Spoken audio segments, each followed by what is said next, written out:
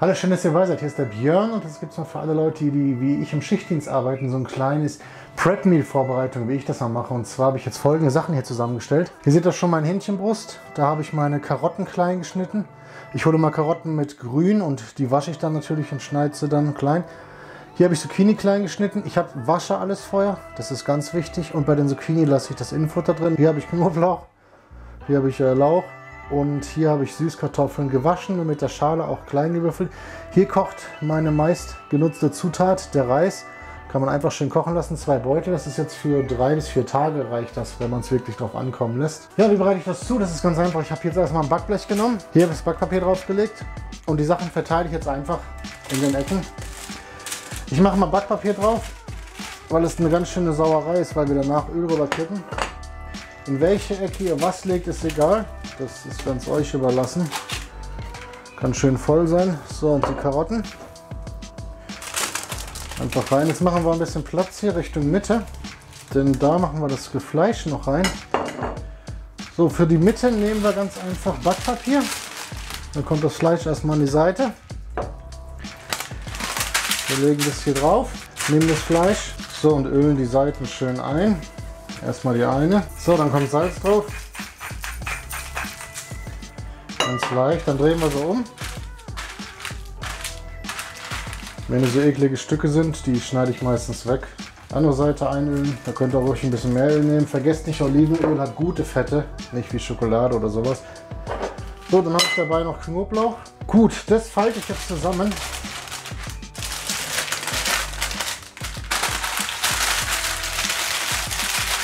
Ganz simpel, einfach völlig, muss nicht schön aussehen, muss nur halten.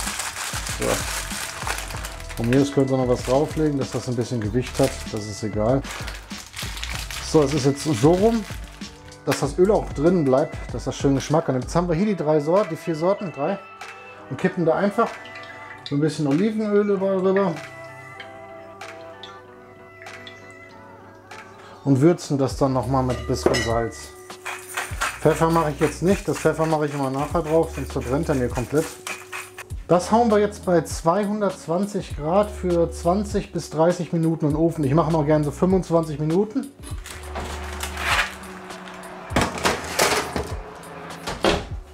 So, jetzt warten wir ungefähr die 25 Minuten ab und danach zeige ich euch mal, wie das dann ausschaut.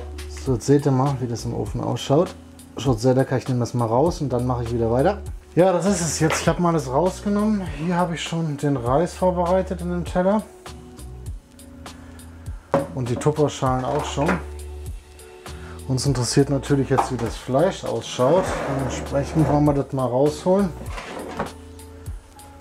Das schaut euch mal an, hier schön alles. Ja, ein bisschen schwarz geworden, ja, aber trotzdem sehr lecker.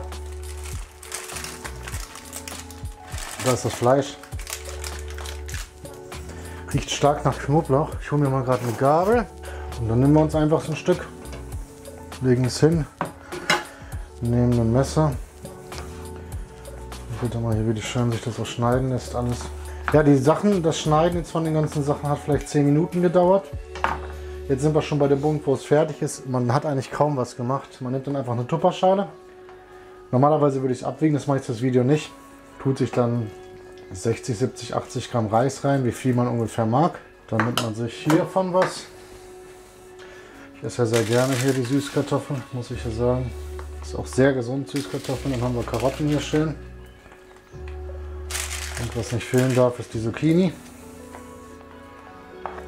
So, ist jetzt ein bisschen voll geworden. Ja, dann tue ich noch das Fleisch drauf. Das muss ich normalerweise nicht so reindrücken, weil es nicht so voll ist. Das Fleisch kommt oben drauf, dann lasse ich es auskühlen, dann stelle ich es in den Kühlschrank. Jetzt habt ihr mal gesehen, wie schön man sowas vorbereiten kann. In einen 10, 15 Minuten Arbeit, sag ich mal, so könnt ihr euch für 2, 3, 4, 5 Tage, je nachdem wie viel ihr esst, was vorkochen. Lasst einen Daumen nach oben da, wenn es euch gefallen hat. Ich würde mal sagen, bis zum nächsten Mal, Leute. Ciao.